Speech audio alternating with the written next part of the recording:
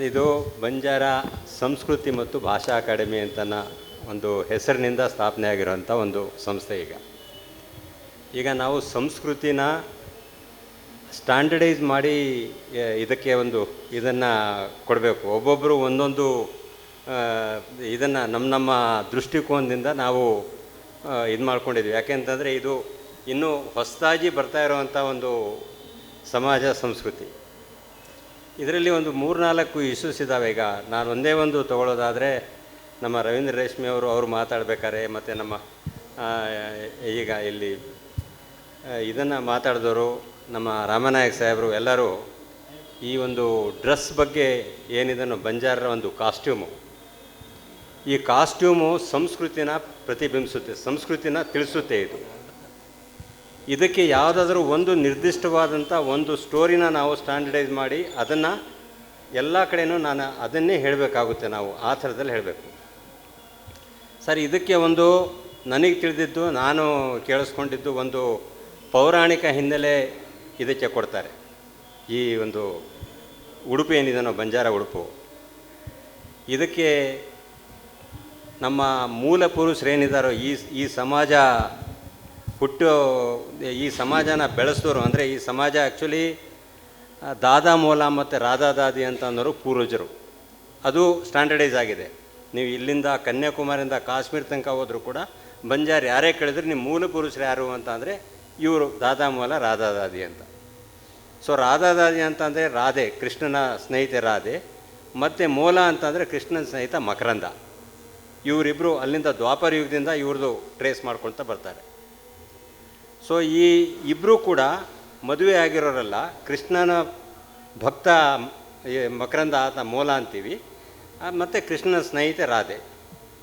ಕೃಷ್ಣ ಗೋಕುಲನ ಬಿಟ್ಟು ದ್ವಾರಕಕ್ಕೆ ಇದಕ್ಕೆ ಬಂದಾದ ಮೇಲೆ, ಮಥುರಾ ಬಂದಾಗ ಅವರು ಎಲ್ಲರೂ ಅಲ್ಲಿದ್ದಂಥ ಗೋಪಿಕಾ ಸ್ತ್ರೀಯರು, ಸ್ನೇಹಿತರು ಎಲ್ಲರೂ ಅವ್ರನ್ನ ಮರ್ತು ಬಿಡ್ತಾರೆ. ಆದರೆ ಇವರಿಬ್ಬರು ಮರ್ತಿರೋದಿಲ್ಲವಂತೆ. ಇಬ್ಬರು ಡಿಪ್ರೆಷನ್ನಲ್ಲಿರ್ತಾರೆ ಅವರು. ಕೊನೆಗೆ ಇವ್ರನ್ನ ಅಲ್ಲಿಂದ ಕರ್ಕೊಂಬಂದು ಇಲ್ಲೇ ಒಂದು ಅವರ ಇದರಲ್ಲಿ ಒಂದು ನಂದನವನದಲ್ಲಿ ಅವ್ರನ್ನ ಇಡ್ತಾರೆ. ಅವರಿಗೆ ವನಪಾಲಕರಾಗಿ ನೇಮಕ ಮಾಡ್ಕೊಳ್ತಾರೆ.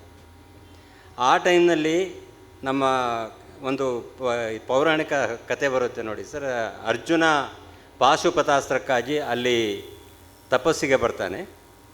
ತಪಸ್ಸಿಗೆ ಅಲ್ಲಿ ತಪಸ್ಸು ಆಚರಣೆ ಮಾಡಬೇಕಾದ್ರೆ ಆತನ ತಪಸ್ಸು ಫಲಿಸುತ್ತೆ. ಈಶ್ವರ ಮತ್ತು ಪಾರ್ವತಿ ಇಬ್ಬರು ಭೂಲೋಕಕ್ಕೆ ಬರ್ತಾರೆ. ಭೂಲೋಕಕ್ಕೆ ಬಂದು ಅವರು ಆತನ ಜೊತೆಗೆ ಅವನಿಗೆ ಇದು ಮಾಡಬೇಕು ಅಂದ್ರೆ ಒಂದು ಶಕ್ತಿನ ಇದನ್ನ ನೋಡ್ಕೋಬೇಕು ಅಂತಂದರೆ ಪಾರ್ವತಿ ಹೇಳ್ತಾರೆ, ನಾನು ಅರ್ಜುನನ ಬಗ್ಗೆ ಕೇಳಿದ್ದೀನಿ, ತನ್ನ ಪ್ರಾಣ ಹೋದರೂ ಕೂಡ ಅವನು ಬೆನ್ನು ತೋರಿಸೋದಿಲ್ಲ ಅಂತ ಕೇಳಿದ್ದೀನಿ. ಆದರೆ ನನಗೆ ಅವನು ಬೆನ್ನು ನೋಡುವಂಥ ಆಸೆ ಇದೆ, ನೀವು ನನಗೆ ಆ ಒಂದು ಆಸೆನ ಈಡೇರಿಸಬೇಕು ಅಂತ ಶಿವನ್ನ ಕೇಳ್ಕೊಳ್ತಾರಂತೆ. ಆದರೆ ಶಿವ ಅದು ಸಾಧ್ಯ ಇಲ್ಲ, ಅದೇನೋ ಒಂದು ಉದ್ದೇಶಕ್ಕಾಗಿ ಕೃಷ್ಣ ಆತನ ಸೃಷ್ಟಿ ಮಾಡಿಸಿದಾನಿಲ್ಲಿ. ಒಂದು ವೇಳೆ ನಾವೇನಾದರೂ ಆ ಥರ ಮಾಡಿದ್ವಿ ಅಂತಂದರೆ, ಅವನಿಗೆ ಯುದ್ಧದಲ್ಲಿ ಹಿಮ್ಮೆಟ್ಟಿಸಿ ಬೆನ್ನು ನೋಡಿದ್ವಿ ಅಂತಂದರೆ ಅವನು ಪ್ರಾಣ ಕೊಟ್ಟನು, ಆದರೆ ಹೋಗೋದಿಲ್ಲ. ಬಟ್ ಬೇರೆ ಥರದಿಂದ ಮಾಡ್ತೀನಿ, ನಿನಗೆ ಬೆನ್ನು ತೋರಿಸ್ತೀನಿ, ಆದರೆ ಅದು ಮಲ್ಲಯುದ್ಧದ ಮೂಲಕ ನಾನು ಬೆನ್ನು ತೋರಿಸ್ತೀನಿ.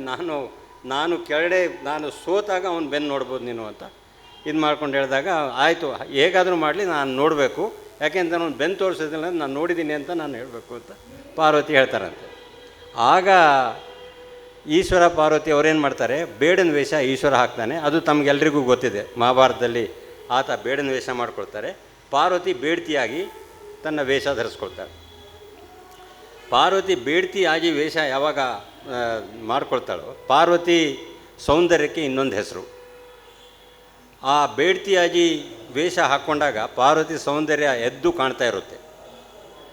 ಅದು ಈಶ್ವರನಿಗೆ ವಾಪಸ್ ನೋಡಿದಾಗ ಈಶ್ವರನಿಗೆ ಅನಿಸುತ್ತೆ, ಅರ್ಜುನ ಮೊದಲೇ ಕ್ಷತ್ರಿಯ, ಅವನೇನಾದರೂ ಈ ಪಾರ್ವತಿ ಬಗ್ಗೆ ಏನಾದರೂ ಕೆಟ್ಟ ಆಲೋಚನೆ ಮಾಡಿದರೆ, ಈ ಮೊದಲೇ ಪಾರ್ವತಿ ಈ ಅರ್ಜುನ ಕಂಪ್ಲೀಟ್ ಸುಟ್ಟಾಕ್ಬಿಡ್ತಾಳಕ್ಕೆ. ಅದಕ್ಕೆ ಈ ವೇಷದಲ್ಲಾದರೆ ನಾನು ಇದನ್ನು ಮಾಡೋಕ್ಕಾಗೋದಿಲ್ಲ, ನೀನು ಒಂದು ಕೆಲಸ ಮಾಡು, ನೀನು ಇಂಥ ಒಂದು ವಿಶಿಷ್ಟವಾದಂಥ ಒಂದು ಉಡುಪನ್ನು ತಯಾರು ಮಾಡು. ಆ ಉಡುಪಿನಲ್ಲಿ ಸ್ತ್ರೀ ತನ್ನ ಸೌಂದರ್ಯನ ಸಂಪೂರ್ಣವಾಗಿ ಮುಚ್ಕೋಬೇಕು. ಮುಂದ್ಗಡೆ ಬರುವಂಥ ಒಬ್ಬ ಪುರುಷ ಏನಿರ್ತಾನೆ, ಆ ಪುರುಷ ಸ್ತ್ರೀಯನ್ನು ಯಾವುದೇ ದೃಷ್ಟಿಯಿಂದನೂ ಕೂಡ ಯಾವ ಕಡೆಯಿಂದ ನೋಡಿದರೂ ಕೂಡ ಆತನಿಗೆ ಕೆಟ್ಟ ಭಾವನೆ ಬರಬಾರ್ದು ಅಂತ ಒಂದು ಕಾಸ್ಟ್ಯೂಮನ್ನು, ಒಂದು ಉಡುಪನ್ನು ಸೃಷ್ಟಿ ಮಾಡುವಂದಾಗ ಪಾರ್ವತಿ ಈ ಉಡುಪನ್ನು ಸೃಷ್ಟಿ ಮಾಡ್ತಾಳಂತೆ. ಆವಾಗಲೇ ಇದು ಮಾಡೋದು, ಈ ಚಾಂಟ್ಯ ಅಂತ ಅನ್ನೋದೊಂದು ಹಿಂಗೆ ಇದು ಹಾಕ್ಕೊಳ್ತೀವಲ್ಲ, ಅದು ಆ್ಯಕ್ಚುಲಿ ಕೇಶ ಇದೆ ನೋಡಿ ಸರ್, ನಮ್ಮ ಕೂದಲು ಕೂಡ ಪುರುಷನ್ನು ಅಟ್ರ್ಯಾಕ್ಟ್ ಮಾಡುವಂಥ ಪಾರ್ಟ್ ಅಂತಂದು ಅದನ್ನು ಮುಚ್ತಾರೆ. ಮತ್ತು ಇಲ್ಲಿ ಗುಂಟು ಅಂತಂದು ಇಲ್ಲಿ ಹಾಕ್ತಾರಲ್ಲ, ಅದು ಗ್ಲಾಸ್ ಹಾಕ್ತಾರೆ ನೋಡಿ. ಆ ಗ್ಲಾಸ್ ಹಾಕುವಂಥದ್ದು ಇದು ಅವರ ಒಂದು ಆ ಕಣ್ಣುಗಳಿದಾವಲ್ಲ, ಕಣ್ಣು ಕೂಡ ಅಟ್ರ್ಯಾಕ್ಟ್ ಮಾಡುವಂಥ ಪಾರ್ಟ್ ಅಂತೆ. ಸೊ ಕಣ್ಣಿನ ಯಾವುದೇ ಕಾರಣಕ್ಕೂ ಮುಂದ್ಗಡೆ ಇರುವಂಥ ವ್ಯಕ್ತಿ ಕಣ್ಣಿಗೆ ಆ ಕಣ್ಣನ್ನು ನೋಡಬಾರ್ದು ಅಂತ ಅನ್ನೋದಕ್ಕೆ ಇದನ್ನ ದೃಷ್ಟಿ ಕಣ್ಣಿಗೆ ಹೋದರೂ ಕೂಡ ಆ ಒಂದು ಗ್ಲಾಸ್ ಏನಿರ್ತವೆ ಅದು ಅದನ್ನು ಹಿಮ್ಮೆಟ್ಟಿಸ್ಬೇಕು. ಈ ಥರ ಇಲ್ಲೂ ಗ್ಲಾಸ್ ಹಾಕ್ಕೊಳ್ಳೋದು, ಇದಕ್ಕೆ ಏನು ಮಾಡ್ಕೊಳ್ಳೋದು, ಈ ಥರ ಒಂದೊಂದು ಕಾಸ್ಟ್ಯೂಮ್ಗೂ ಕೂಡ ಇವನ್ನ ಅದು ಫುಲ್ ಆಭರಣ ಮಾಡ್ಕೊಳ್ತಾರೆ. ಇಲ್ಲಿ ಕುತ್ತಿಗೆ ಇದೆಲ್ಲ, ಕುತ್ತಿಗೆಗೆ ಆಭರಣ ಮಾಡ್ಕೊಳ್ತಾರೆ, ಮೂಜಿಗೆ ಇದನ್ನು ಹಾಕ್ಕೊಳ್ತಾರೆ, ಆ ಲಿಪ್ಸು ಇದಾಗಬಾರ್ದು, ಈ ಕಡೆ ಇಲ್ಲಿ ಕಾಂಚಳಿ ಅಂತ ಮಾಡ್ತಾರಲ್ಲ ಇದನ್ನು ಕೆನ್ನೆಗಳನ್ನ ಮುಚ್ಚೋದು, ಈ ಥರ ಒಂದೊಂದು ಇದು ಕೂಡ ಒಂದೊಂದು ಐಟಮು ಕೂಡ ಸ್ತ್ರೀಯ ಸೌಂದರ್ಯನ ಮುಚ್ಚೋದಕ್ಕೆ ಏನು ಬೇಕೋ ಅಂಥ ಒಂದು ಉಡುಪನ್ನು ಸೃಷ್ಟಿ ಮಾಡಿ ನಾನು ಈಗ ಹೇಗಿದ್ದೀನಿ ಅಂತ ಈಶ್ವರನಿಗೆ ಕೇಳ್ತಾರಂತೆ. ಈಶ್ವರ ಇಲ್ಲ ಈಗ ನಾನು ಯುದ್ಧ ಮಾಡ್ಬೋದು ಅಂತ, ಯುದ್ಧ ಆಯಿತು, ಅದೆಲ್ಲ ಕತೆ ಎಲ್ಲರಿಗೂ ಗೊತ್ತಿದೆ. ಯುದ್ಧ ಆಗಿ ಕೊನೆಗೆ ಈಶ್ವರ ಕೆಳಗಡೆ ಬಿಡ್ತಾನೆ, ಅರ್ಜುನ ಮೇಲೆ ಬರ್ತಾನೆ. ಆವಾಗ ನಾನು ನೋಡಿದೆ ಅರ್ಜುನನ ಬೆನ್ನು ಅಂತ ಪಾರ್ವತಿ ಹಿಂದ್ಗಡೆಯಿಂದ ಕ್ಲಾಪ್ ಮಾಡ್ತಾಳೆ. ಆವಾಗ ಅರ್ಜುನ ವಾಪಸ್ ತಿರುಗಿ ನೋಡಿದಾಗ ಇದು ಈ ಡ್ರೆಸ್ನಲ್ಲಿ ನೋಡಿ ಇದ್ಯಾರು ಇವರು ಅಂತ ಅನ್ನೋ ಥರದಲ್ಲಿ ಆತನಿಗೆ ಇದಾಗೋದಿಲ್ಲ. ಆಮೇಲೆ ಈಶ್ವರ ತನ್ನ ನಿಜರೂಪ ತೊಗೊಳ್ತಾನೆ. ಆದರೆ ಪಾರ್ವತಿನ ನಿಜರೂಪ ತೊಗೋಬೇಕಾದ್ರೆ ಆಚೆ ಕೇವಲ ಒಂದು ಕಿರೀಟ ಮಾತ್ರ ಬರುತ್ತಂತೆ, ಈ ಕಾಸ್ಟ್ಯೂಮನ್ನೇ ಬಿಡೋದಿಲ್ಲ ಪಾರ್ವತಿ. ಆ ಕಾಸ್ಟ್ಯೂಮ್ ಬಗ್ಗೆ ಅಷ್ಟು ಅಫೆಕ್ಷನ್ ಬರುತ್ತೆ ಅವರಿಗೆ. ಆಗ ಕೃಷ್ಣ ಅಲ್ಲಿ ಬಂದಾಗ ಕೊನೆಗೆ ಅವರಿಗೆ ಪಾಶುಪತಾಸ್ತ್ರ ಕೊಡೋದು ಅದೆಲ್ಲ ನಮಗೆ ಗೊತ್ತಾಗುತ್ತೆ. ಕೊನೆಗೆ ಕೃಷ್ಣ ರಾಧೆ ಮತ್ತು ಈ ಮೂಲ ಅಲ್ಲಿರ್ತಾರಲ್ಲ, ಅವರಿಬ್ಬರೂ ಅಲ್ಲಿರ್ತಾರೆ, ಅವರು ವನಪಾಲಕರಾಗಿರ್ತಾರಲ್ಲಿ ಆ ಇದರಲ್ಲಿ. ರಾಧಾ ಮೂಲ ಈ ಯುದ್ಧನ ನೋಡ್ತಾ ಇರ್ತಾರೆ, ಕೃಷ್ಣನೂ ಅಲ್ಲಿ ಬರ್ತಾನೆ. ಬಂದಾದಮೇಲೆ ಕೃಷ್ಣ ಹೇಳ್ತಾನಂತೆ, ಇದ್ಯಾಕೆ ನೀನು ಈ ಕಾಸ್ಟ್ಯೂಮ್ ತೆಗ್ದಿಲ್ಲ ಅಂತಂದ್ರೆ, ಇಲ್ಲೆಲ್ಲ ಅದಕ್ಕೊಂದು ಕಾರಣ ಇದೆ ಅಂತ ಕೃಷ್ಣ ಹೇಳಿ, ನೀವು ಹೋಗಬೇಕಾದ್ರೆ ದಯವಿಟ್ಟು ನಿನ್ನ ಈ ಕಾಸ್ಟ್ಯೂಮನ್ನು ರಾಧೆ ಕೈಲಿ ಕೊಟ್ಟು ಹೋಗು. ಮತ್ತು ಈ ಪರಮೇಶ್ವರ ನಿನ್ನ ಈ ಪಗಡಿ ಕಟ್ಟಿರ್ತೀಯಲ್ಲ, ಈ ಯುದ್ಧ ಮಾಡೋದಕ್ಕೆ ರೆಡ್ ರುಮಾಲು ಎಲ್ಲ ಮಾಡ್ಕೊಂಡಿರ್ತಿರಲ್ಲ, ಅದನ್ನು ಮೂಲನಿಗೆ ಕೊಡು. ಇದು ಒಂದು ಸಂಸ್ಕೃತಿ ಪ್ರತೀಕ, ಹಿಂದೆ ಇದರಿಂದ ಒಂದು ಸಂಸ್ಕೃತಿ ಬೆಳೆಯುತ್ತೆ ಅಂತ ಇದು ಮಾಡಿಕೊಂಡು ಅಲ್ಲಿಂದ ಪ್ರಾರಂಭ ಆಗಿರುವಂಥ ಈ ಸಂಸ್ಕೃತಿ ಹಾಗೇ ಕಂಟಿನ್ಯೂ ಆಗ್ತಾ ಇದೆ.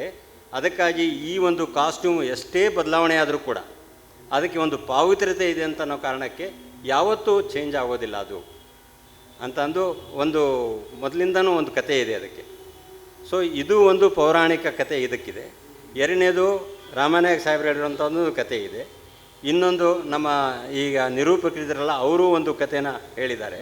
ಬೇರೆಯವರು ಬೇರೆ ಬೇರೆ ಕಥೆಗಳನ್ನ ಬೇರೆ ಬೇರೆ ಇದನ್ನು ಹೇಳಿದ್ದಾರೆ. ಇದನ್ನು ದಯವಿಟ್ಟು ಈ ಸಂಸ್ಕೃತಿ ಅಕಾಡೆಮಿಯಲ್ಲಿ ಅಧ್ಯಯನ ಮಾಡಿ ಇದರಲ್ಲಿ ಯಾವುದನ್ನು ನಾವು ಸ್ಟ್ಯಾಂಡರ್ಡೈಸ್ ಮಾಡ್ಕೋಬೇಕು. ಭಾಳಷ್ಟು ಜನ ಕೇಳ್ತಾರೆ ಈ ಪ್ರಶ್ನೆನ, ಈ ಉಡುಪಿನ ವೈಶಿಷ್ಟ್ಯ ಏನು, ಉಡುಪು ಹೇಗೆ ನೀವು ಇದನ್ನು ಮಾಡ್ತಾಯಿದ್ದೀರಿ, ಯಾಕೆ ಈ ಉಡುಪನ್ನೇ ಈ ರೀತಿ ನೀವು ಧರಿಸ್ತೀರಿ ಅಂತ ಅನ್ನೋ ಥರದಲ್ಲಿ ಅವ್ರು ಕೇಳೋದ್ರಿಂದ ಈ ಎಲ್ಲದನ್ನು ನೀವು ಅಧ್ಯಯನ ಮಾಡಿಬಿಟ್ಟು ಒಂದು ಸ್ಟ್ಯಾಂಡರ್ಡ್ ಇಟ್ಕೊಂಡ್ಬಿಡಿ. ಇದನ್ನೇ ನಾವು ಅಕ್ರಾಸ್ ದಿ ಕಂಟ್ರಿ ನಾವು ಇದನ್ನು ಅಡಾಪ್ಟ್ ಮಾಡ್ಕೊಂಡು ಹೋದರೆ ಭಾಳ ಒಳ್ಳೆಯದು ಅಂತ ಅನ್ನೋದು ನನ್ನದೊಂದು ಸಲಹೆ. ಅದಕ್ಕೆ ಪ್ರಮಾಣೀಕರಿಸಬೇಕು ನಮ್ಮ ಹಂಪನ ಸಾಹೇಬರು. ಅವ್ರ ಜೊತೆಗೆ ತಾವು ಚರ್ಚೆ ಮಾಡಿಬಿಟ್ಟು ಅವ್ರು ಯಾವುದು ಹೇಳ್ತಾರೋ ಅದನ್ನು ಗೋವಿಂದ ಸ್ವಾಮಿಯವರು ಅಧ್ಯಕ್ಷರು ಮತ್ತು ಹಂಪನ ಸಾಹೇಬರು, ಯಾಕೆಂದರೆ ಹಂಪನ ಅವರಿಗೆ ನಾವು ಹಿಂದೆ ಹಂಪ ನಾಯಕ ಅಂತ ಮಾಡ್ಕೊಂಡ್ಬಿಟ್ಟಿದ್ವಿ, ಹಂಪನ ಹೋಗ್ಬಿಟ್ಟು. ಸೊ ಹಂಗಾಗಿ ತಾವು ಅವರು ಸೇರಿಕೊಂಡು ಇದಕ್ಕೆ ಒಂದು ಸ್ಟ್ಯಾಂಡರ್ಡೈಸ್ ಮಾಡಿ ಇದನ್ನು ಎಲ್ಲ ಕಡೆಯೂ ಅದನ್ನು ಪ್ರಸಾರ ಮಾಡುವಂಥ ಒಂದು ಕೆಲಸ ತಾವು ಮಾಡಬೇಕು ಅಂತ ನಂದೊಂದು ಸಲಹೆ.